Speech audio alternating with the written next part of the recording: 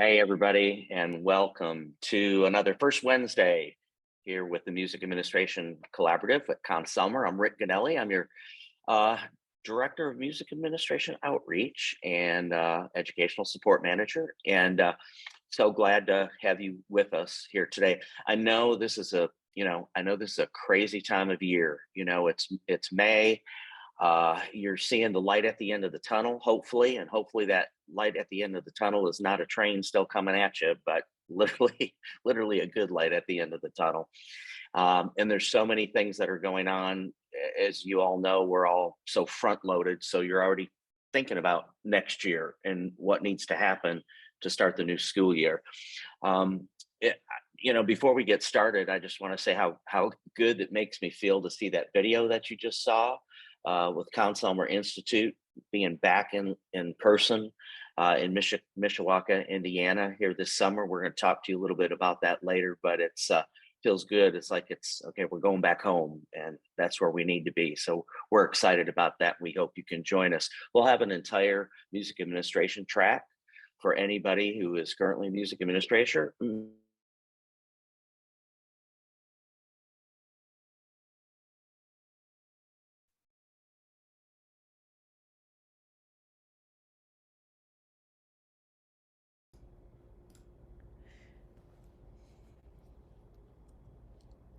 So, as Rick was saying, we'll have an entire track dedicated to the music administrators.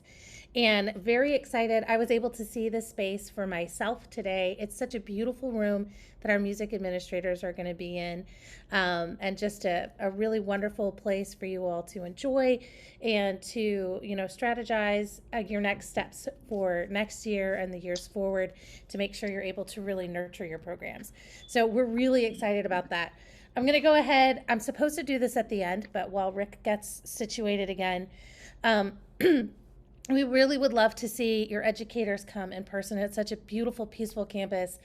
And so, for any school system that's able to send educators, we've lowered the price to $299 for your teachers. As an educator, if you're able to send 10 or more, we'll lower that price even more to $149 for their registration.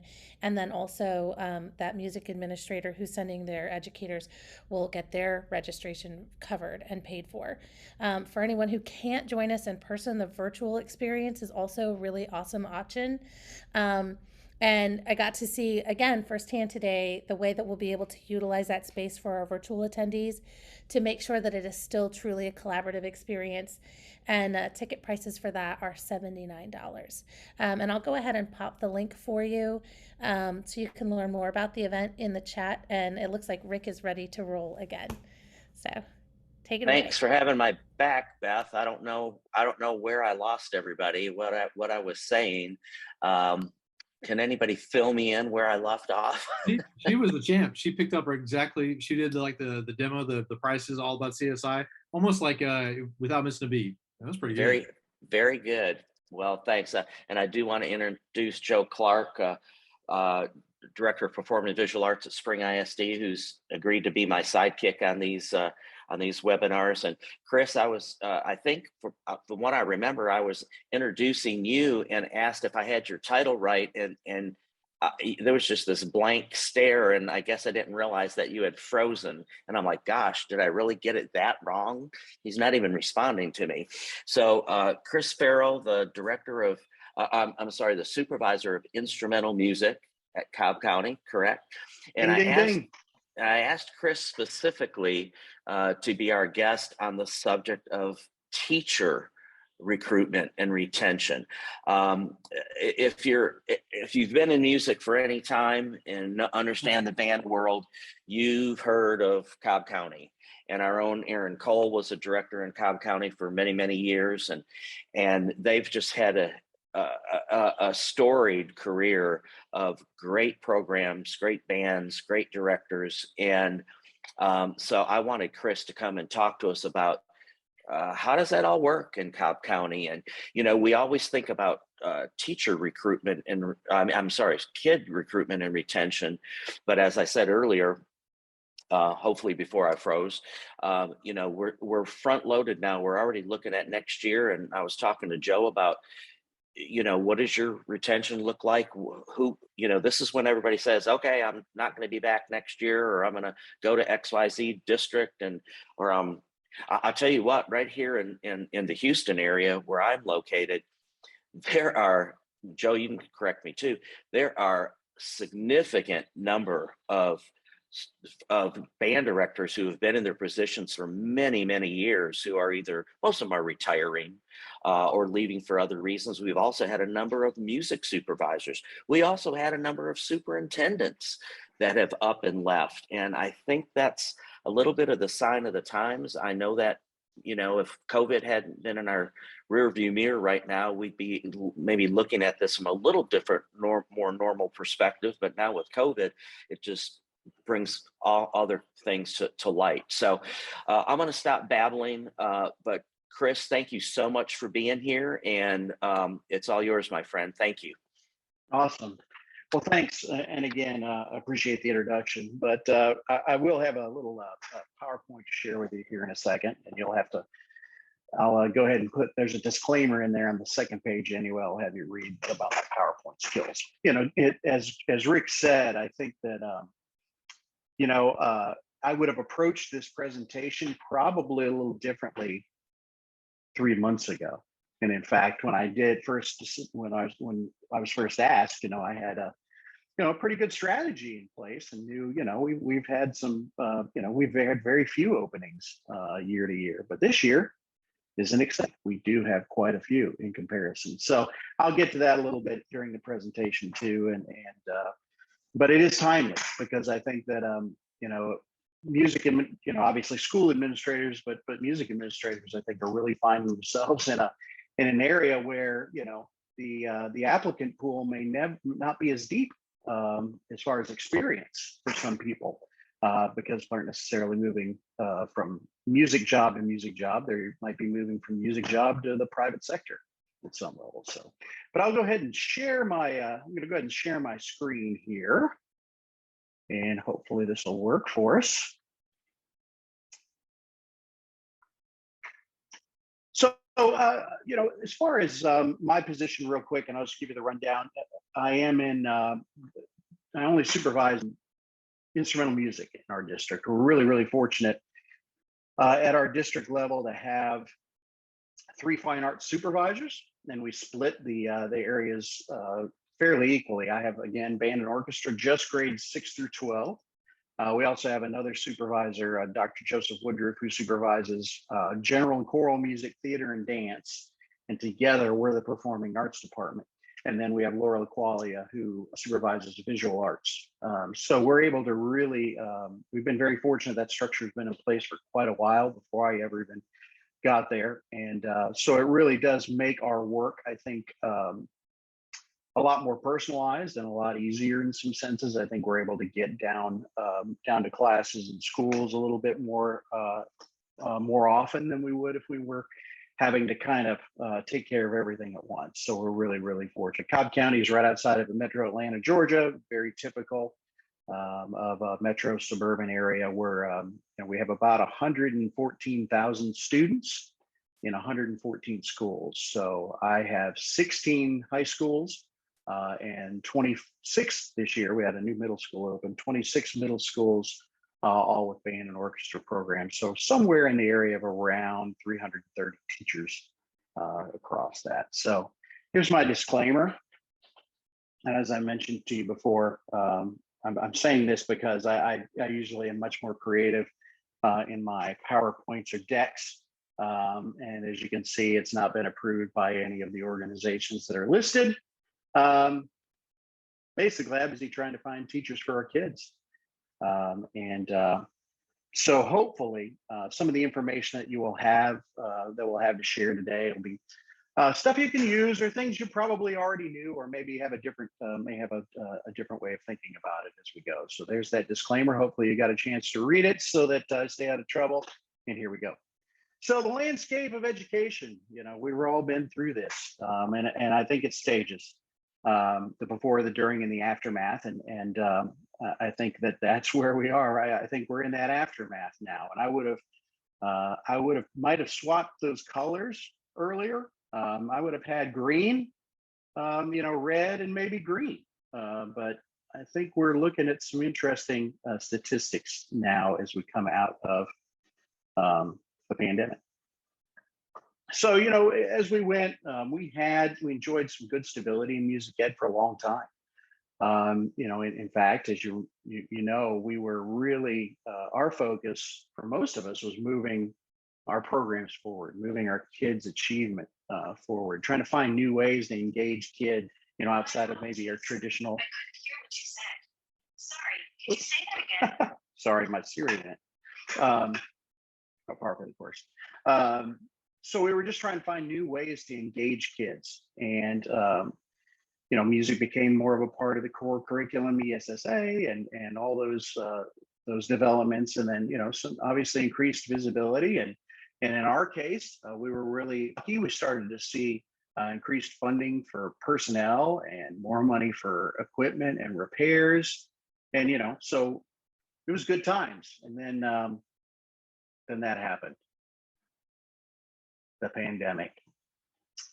So once we all ended up going home, I think March 13th was the day. I think that we got the notification that we were all going to be at home for until further notice. It was right in the middle of our orchestra music evaluations. We call it LGPE in Georgia, which is large group performance evaluation, much like UIL in Texas. But we were right in the middle of that. In fact, I think we were on our second day, and we had to shut everything down.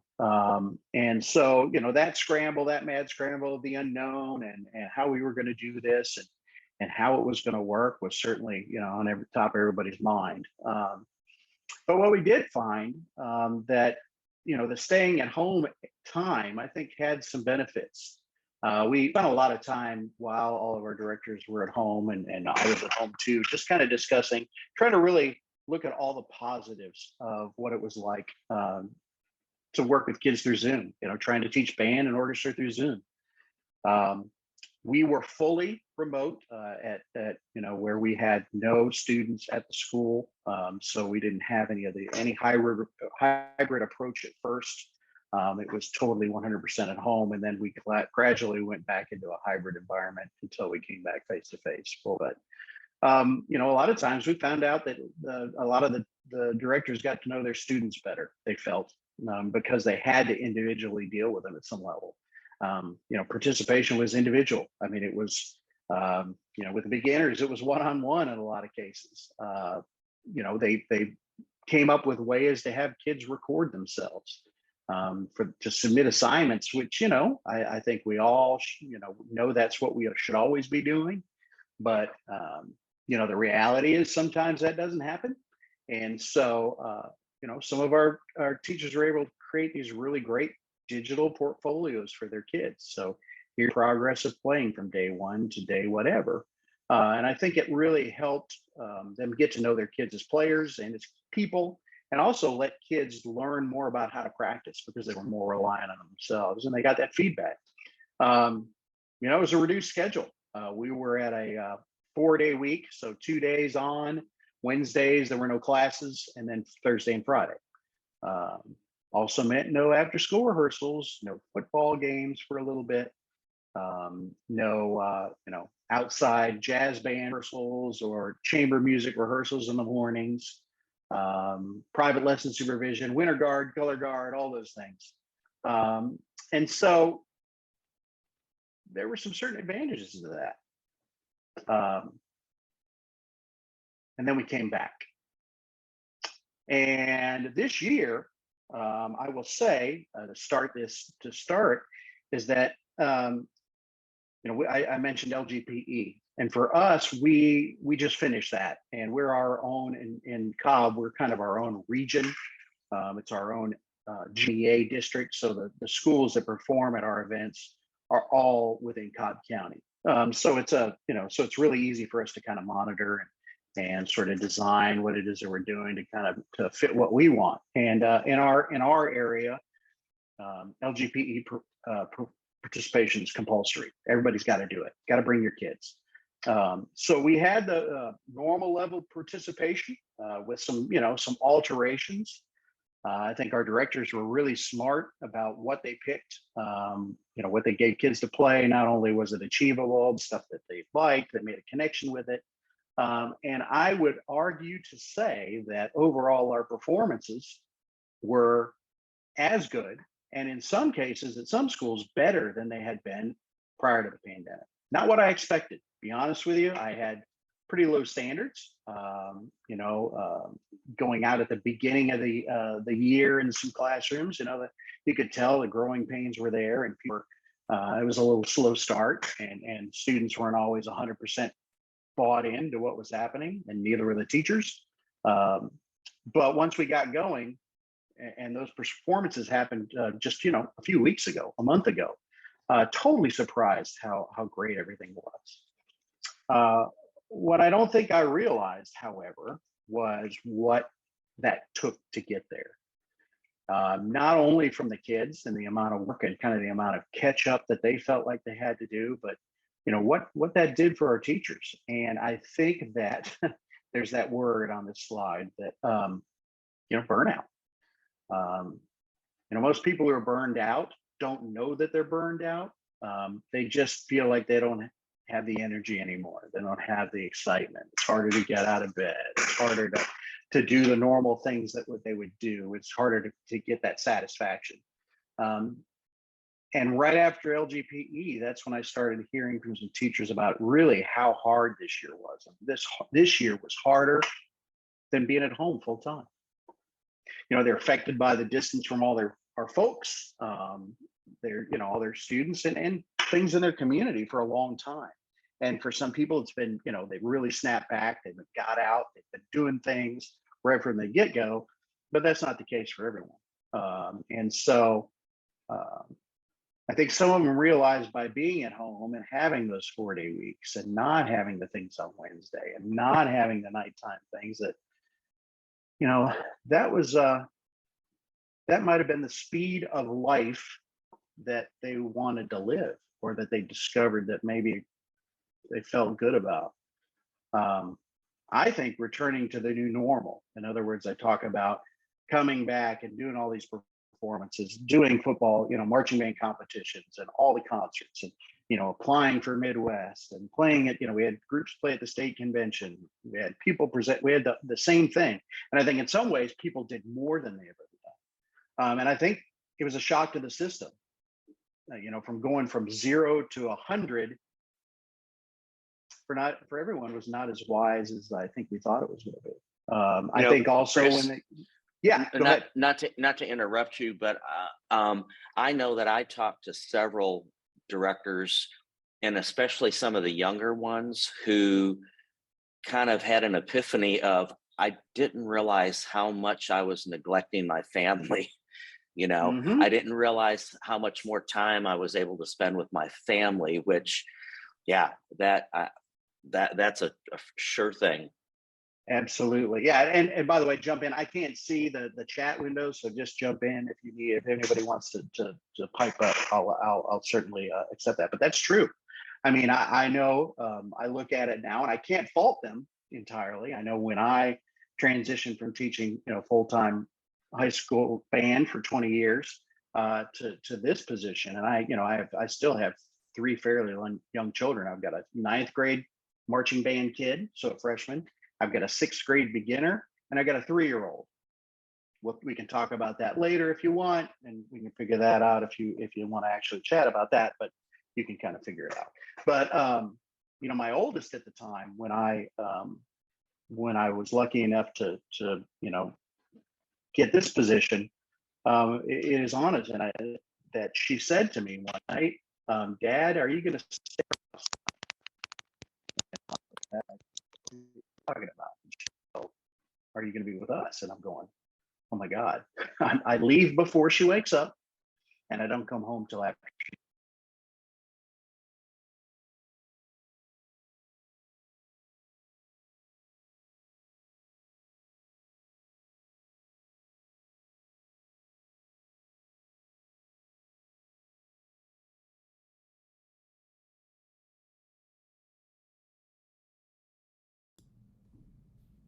Hi, Chris. I can't. Oh, yeah. Yeah, Chris, we can't hear you, buddy. Chris, Chris, you got a Oh, sound? Whoop. I think his earbuds ran out of juice, guys. What do you think? Maybe. Let me see if we win. He looks I'll pretty send, passionate though. I want to read his lips. guys, he's in it to win it. He He is is. very passionate about He's in the this. zone. Let me send him a chat. Trying to wait. Joe, we Oh, should you do can't see stand it. up. What do you think?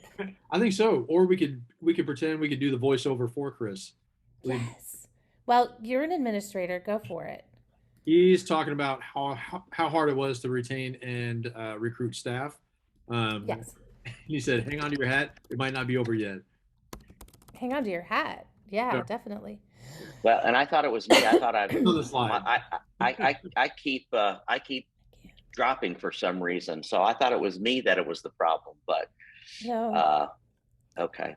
Well, Joe, why don't you tell us while we get Chris back on board as a fine arts director, what have you experienced recently? Some of these same things? Yeah, almost the exact same things. I love the stuff that Chris was saying. I want to talk about some of that too. I loved what he said about they don't know that they're burned out. That hit me like a ton of bricks when Chris just said that a second ago, because it's just the same thing as like when somebody's boiling in water, they don't know that they're boiling until it's too late. We've had way too many teachers leave the profession now. Yeah, he's gonna be looking at his phone. I see him messing with his earpiece. But we have so many people now that are leaving the profession that they didn't realize they were burned out and they went too far. And sadly, it's not the ones that were on the fence. These are the master teachers that we're losing because they don't know how not to work. Right. They don't know another speed. They don't know another like gear other than full throttle. And so like Right. everything stopped. All that. Chris, are you there? Can you hear me now? Yes. Hey, we go. got you back. Yeah, sorry. They didn't even make a sound. So, Hey, I'm no sorry. problem. We were reading lips, Chris, and we were doing pretty good. In fact, Well, if you and I'm glad you could, because my lips don't always, I'm an administrator. So what I say and what I do don't always match, right? All right. So let me restart this. So we talked through this slide a little bit, but as I was saying that I think that, this is not going to be over. People are going to continue to, unfortunately, I think, make those choices as they come available. And I think, every school district, every state's got kind of a cutoff date when you can get out of your contract. And certainly can't blame people for waiting as long as they can. Again, not faulting those people at all. I think that's just the way it's going to work. So, Hey, Chris, I had a quick question. yeah, go ahead. In Texas, we have something that just came up too, and I was curious if you had it also. They have given more freedom on that date now that we can come back. The point of no return. So, like, we have 45 days before the first day of instruction. That's not the case anymore. So there are now clauses that would not pertain to that. So they can go even further to that point of no return. Like if they say they're going to move, they can now take their certificate with them closer to the first day of instruction. Wow. Has Atlanta done anything like that? No, at least not that not that's been said directly. I mean, the way our district operates is you have till June 1st. Okay. After June 1st, that's when they can hold your contract until they have a suitable replacement. Plus, you may be issued a fine if you leave. Now, look, that could change tomorrow. I think it's going to be largely dependent on what, how this starts to unfold as far as these school systems here. So I wouldn't be surprised if that doesn't change. And, although that puts us as administrators at a distinct disadvantage for sure, and the kids, right? Because that's what it's about. I think that that's the reality. In the end, people are going to need to do what they need to do. And I think that at some level, we have to show some flexibility there, even though it may be at our own peril, just so that the school districts don't get the reputation of being totally inflexible in comparison to the rest of the working world. So that being said, so we're in kind of a unique landscape. As I said, for us, we would average maybe 1 to 2 to 3 openings per year. And that would include some where we create new positions, where we've added more assistants at a different school, or those kinds of things. And this year, between some moves, retirements, and adding 2 positions, we are at more like 16 openings. Most of those I sort of knew were coming. Some I didn't. I've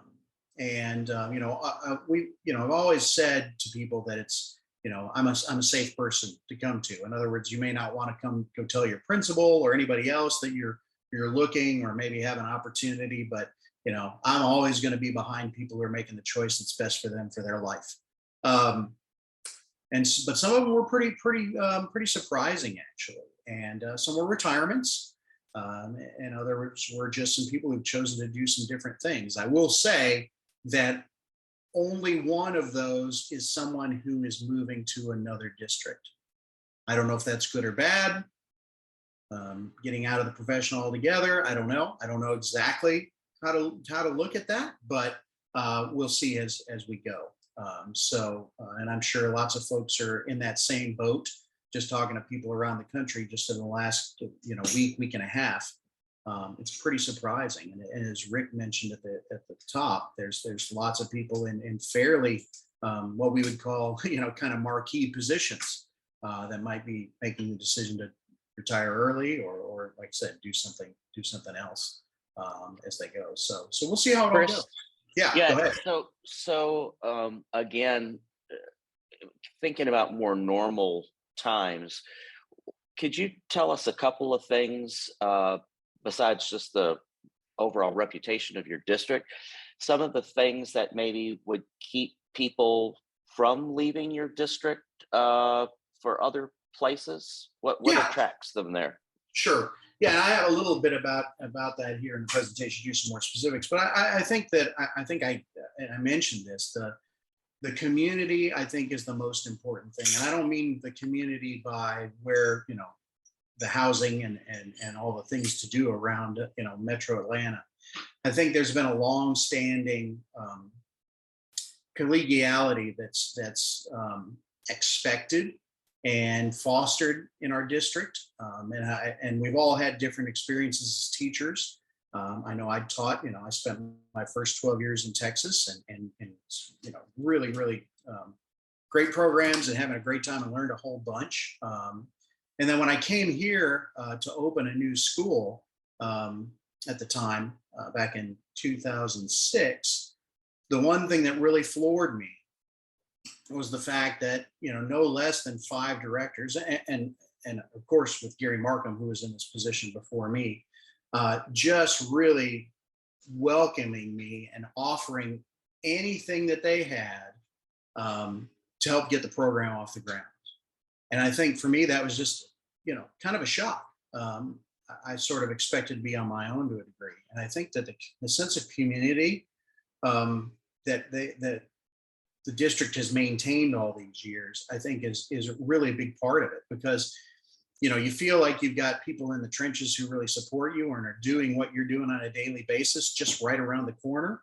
But they want you to do well too. If we have a group going to Midwest or anything like that, multiple directors will be in those rehearsals. They'll run sectionals. They'll, do whatever because, there's an old, it's kind of a silly saying, but I think it absolutely applies, is that the rising tide lifts all boats.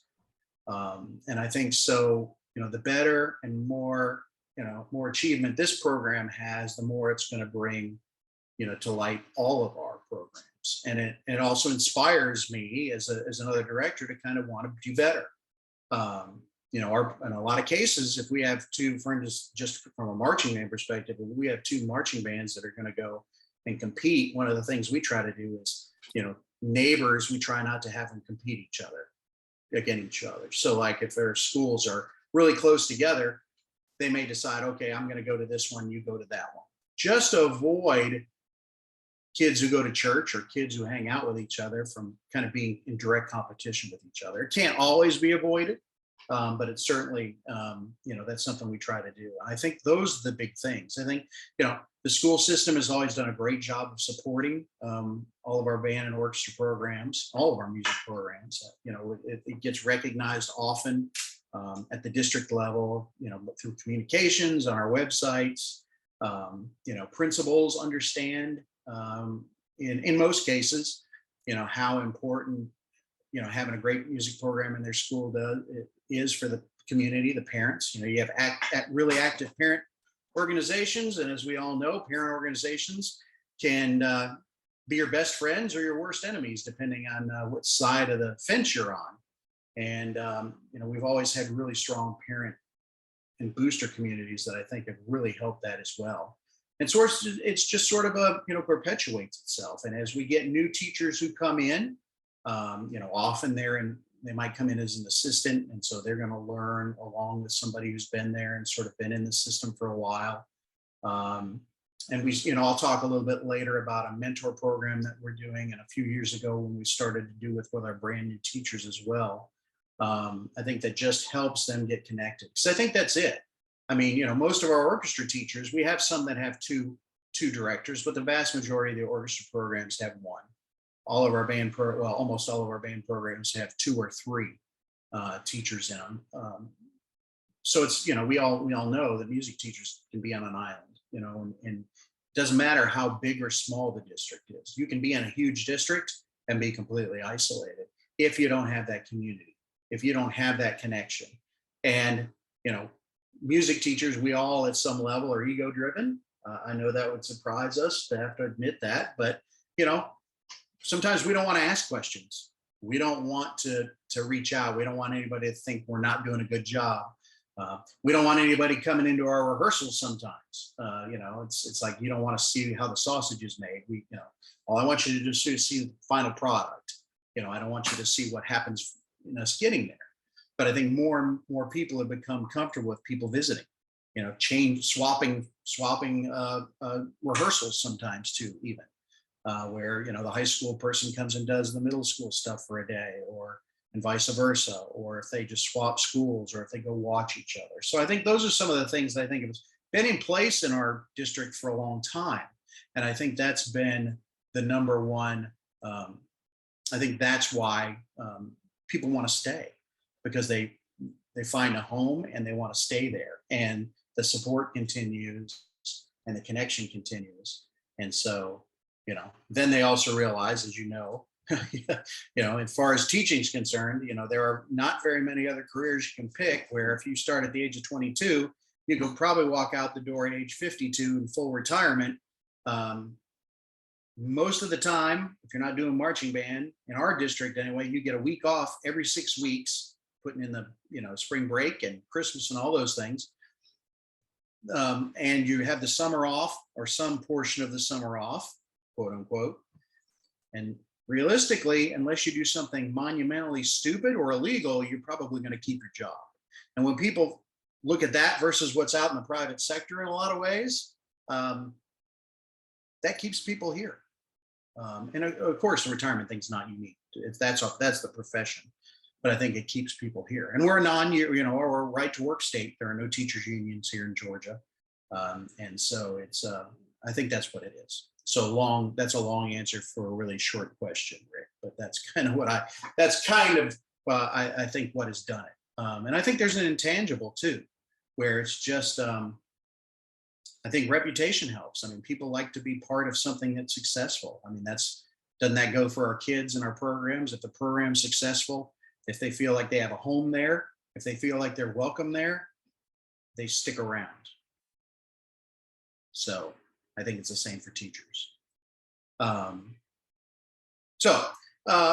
think that going along, this kind of segues pretty well into this about knowing kind of what your district's identity is, or your school's identity. If you're kind of a 1 school or 2 school district, is knowing how, what's the level of support in your district as far as your music programs.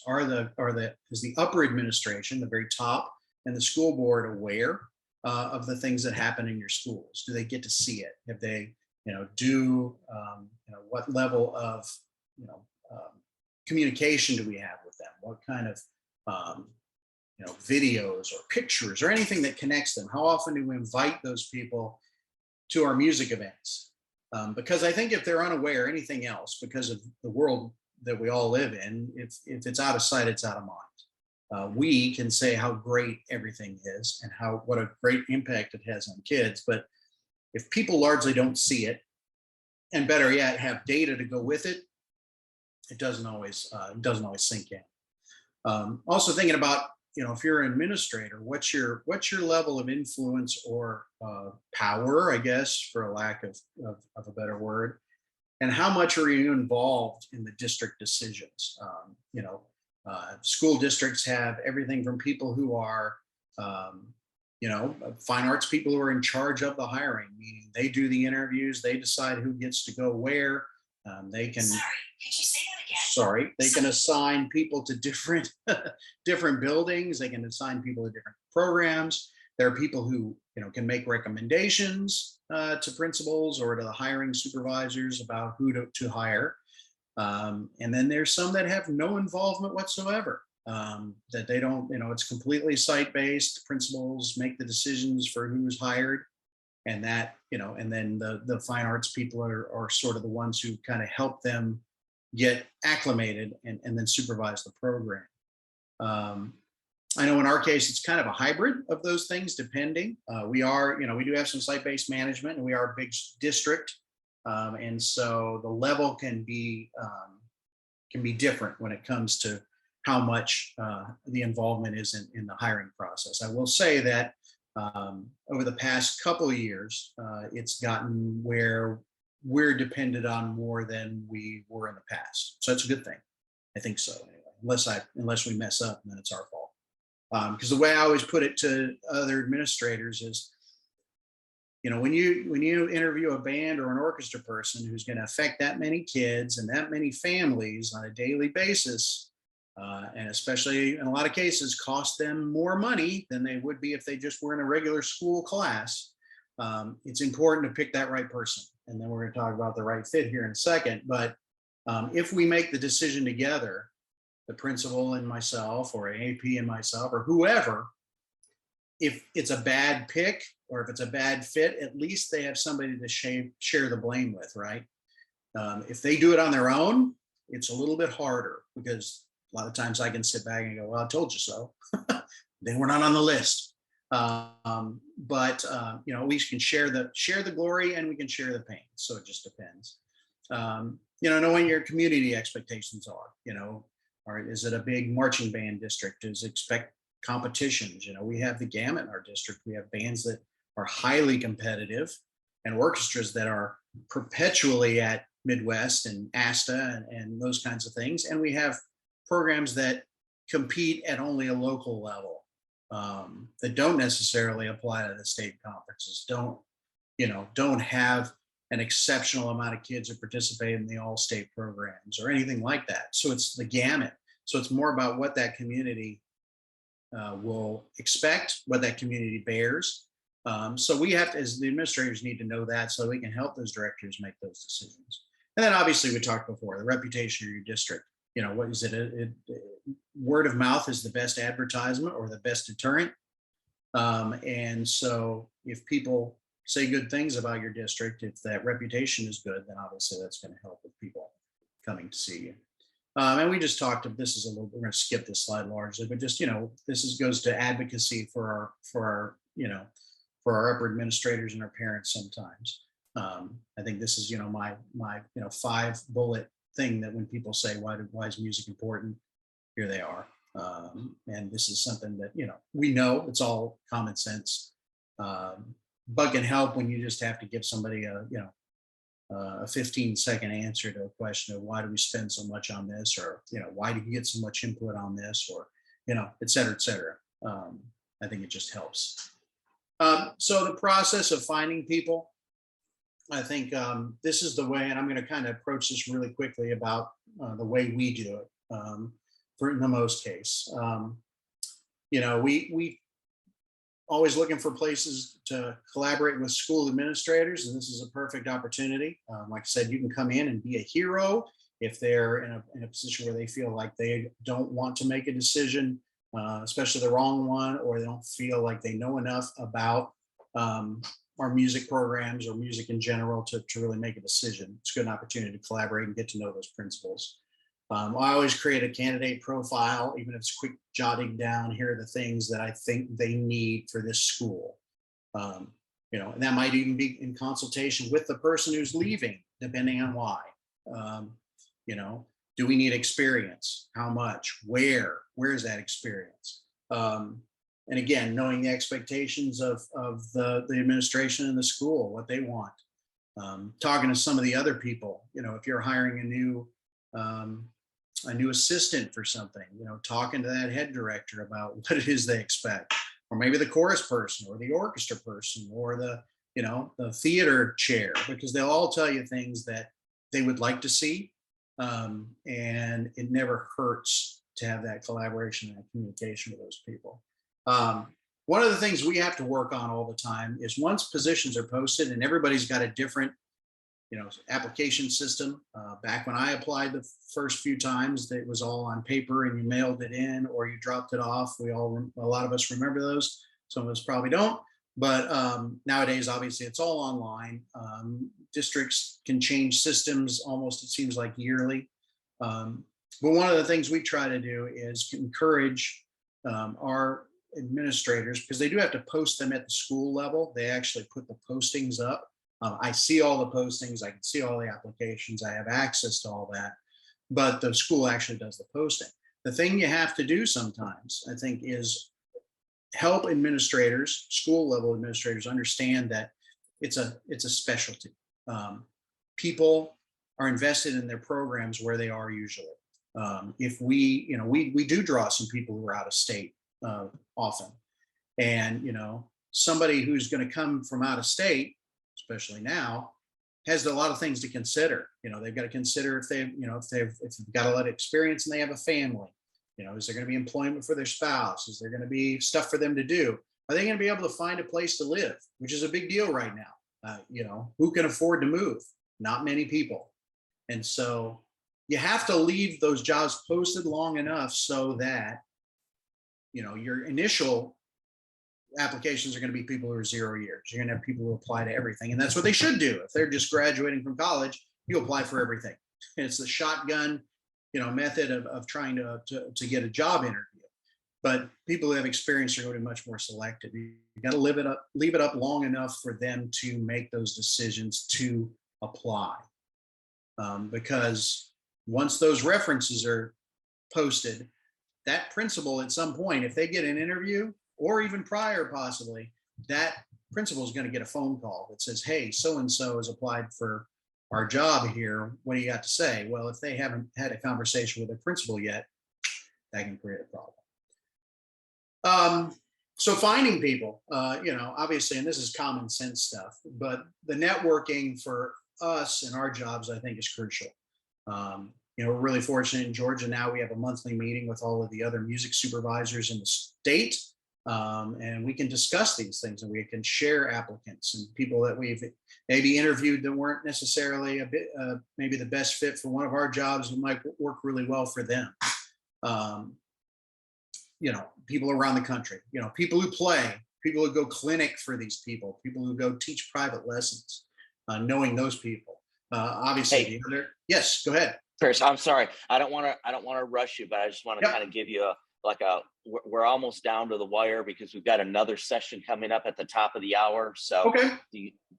Don't feel like you got to, but we need to start wrapping up here a little soon. Okay, no problem. Yeah, we're getting there.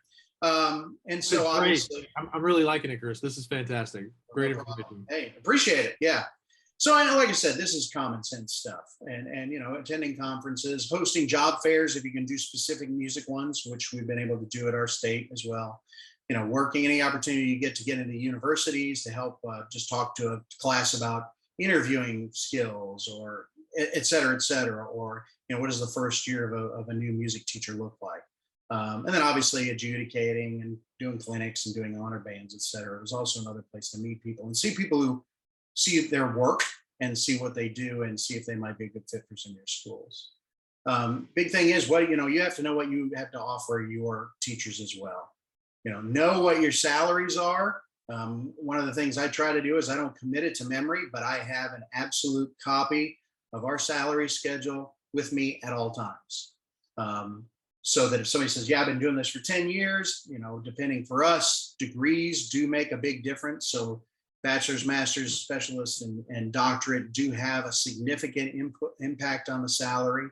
I know what our supplements are. We also offer a longevity increase after 5 years and after 10 years in our district, where we get a 20% and a 25% increase to their supplements to try to keep people with us. I have that all handy. I know what it looks like. And so I can tell people that.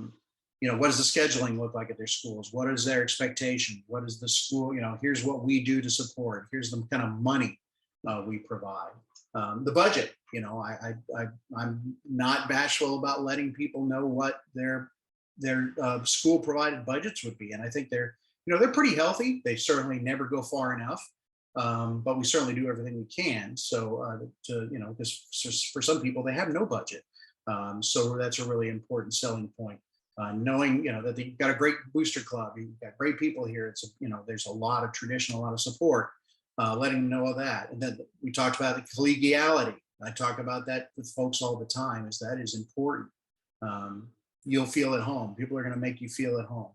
And then obviously the surroundings and the climate, if they like warm and you like humid and you like trees, then you'll like Atlanta. I'm not going to go through this, but I just included in this presentation. Here's what I talk to people about, what their resumes might want to look like. These are the things that I see that, make it easier for us and also make it easier on principals. Important, not listed, available on request for those references is always something I always tell people.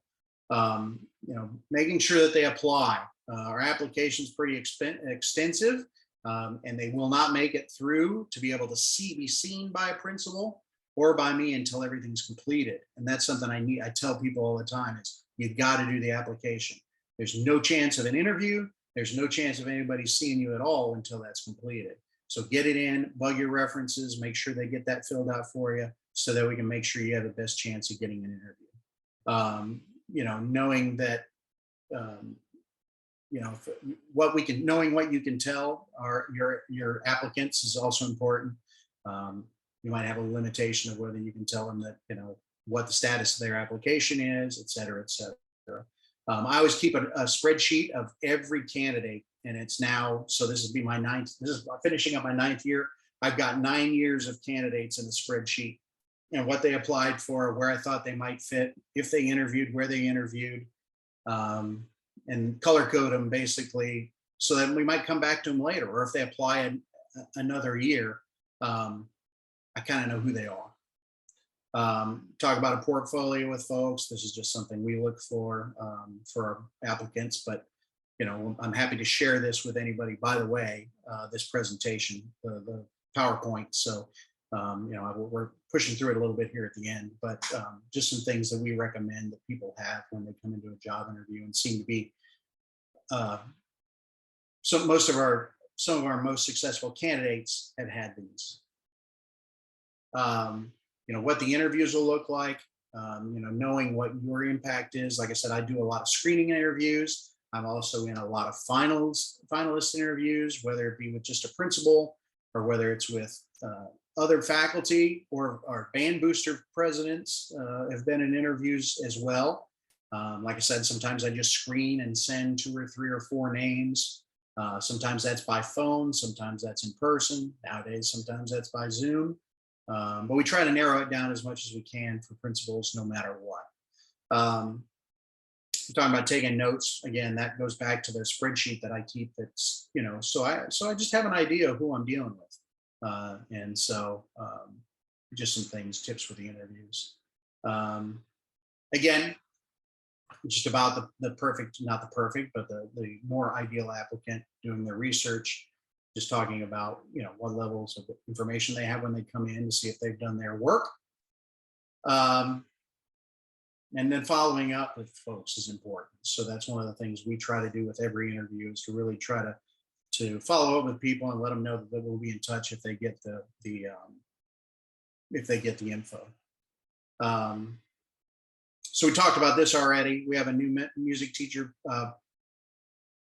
support program where we meet with the new teachers now. We try to do it, especially next year. We're going to try to do it more than monthly if we can, just give them an opportunity to talk about all the things that they're going through and getting advice and being able to talk to each other. A mentor program with other teachers,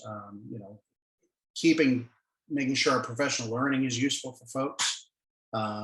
Visiting lots. That's one of the things that I've missed the most, but we're getting back to, is being in the classroom, knowing that, your teachers know that you're a support person, you're a person to help them there. And then, obviously we want to help them as much as we possibly can. And the same thing, my own professional learning is included in that. And the more that I feel like I'm engaged, and the more I feel like I've got some information to share, the better I am for our folks. And so in the end, we are the only ones who do what we do. We might be that one person that keeps that person in the profession, that teacher, that one conversation, that encouraging word, whatever it is, might keep them in the classroom. We have to work hard to find the thank yous in our position sometimes, but to me, that's it. That's one of them, is that this person has hung on and has become a great teacher, or has really, kind of blossomed because of one conversation or one pat on the back. It's a lonely job. We have to continue to make connections with each other, which is why I think events like this are so important. And then obviously, we're going through some tough times, but it's all temporary. And I tell people, never make permanent decisions for a temporary problem. So that was quick. There's my contact info if anybody's interested. Again, I'm happy to share any of this, and we'll definitely look forward to it. Chris, this was a wealth of information. Your district success and your success personally sure speaks, for themselves. Obviously, what you're doing is working. And sorry, we had to rush you along a little bit here at the end. Understood. But, we've got a back-to-back tonight, and so Beth's going to have to shut us down and start up another one. But we appreciate you sharing this information, and we've recorded this so that people who were not able to attend in person here tonight can always go back and look at that. And I know I'll be going back and looking at those slides again too, and digging a little deeper. So thank you again for being here. Joe, thanks for being my sidekick, and sorry for the problems that we had a little technical difficulty earlier, but we got through it. And we'll see you hopefully next month, June 1st, with Matthew Rao on creating positive cultures in your programs. So thanks, everybody. Chris, this is great. Fantastic job.